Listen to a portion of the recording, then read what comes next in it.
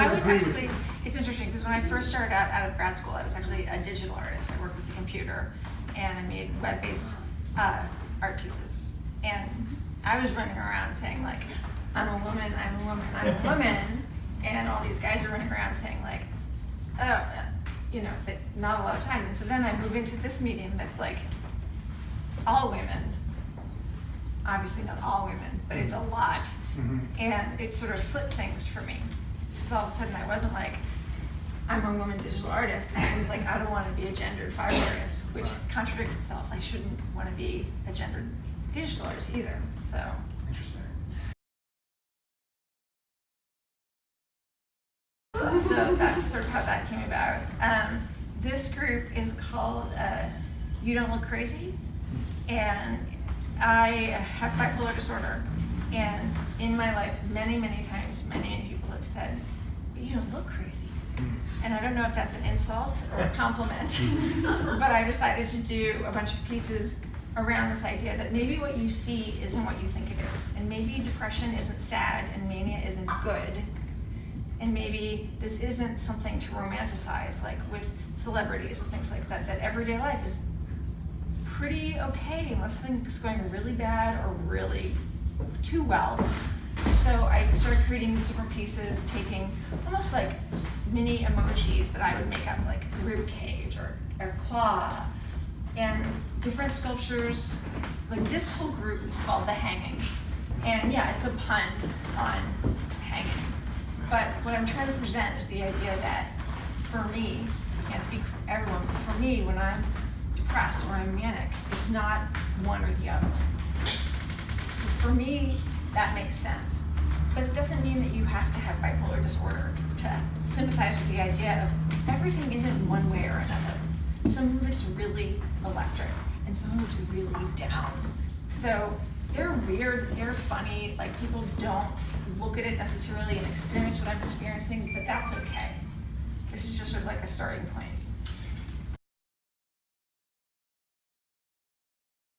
It's really hard to say because I'm not you, so I don't know when you make work how you work. You know, I know from where I am, and I can't look back at my life and say, well, before this happened, this is how things came out. But I will say that exposure to anything for any artist in life, if it's having that peanut butter and jelly sandwich or ending up in that psychiatric ward, your relationship to the event is more important than the event itself. So maybe that, yeah, I have stories that sound really crazy, but it's my relationship to those that allows me to make what I make.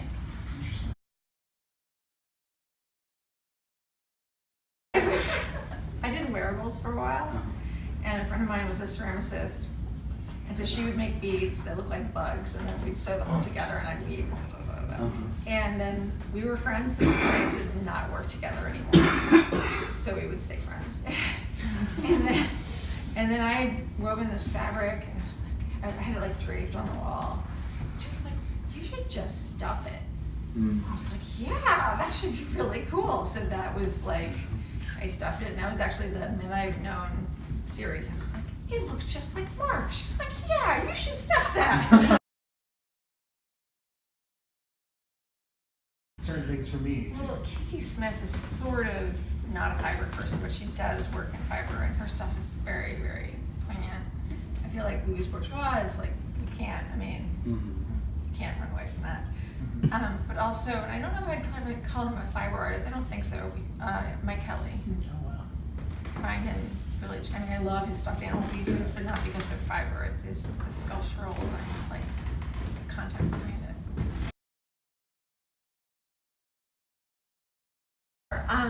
I get bored really fast. I get bored really, really fast. And I will start off, generally speaking, with like this very, I'm always like, I'm gonna make something really like subtle and sexy.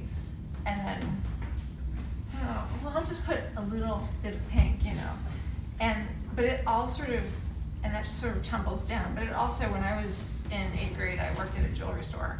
And I really, really did not like the woman I worked for.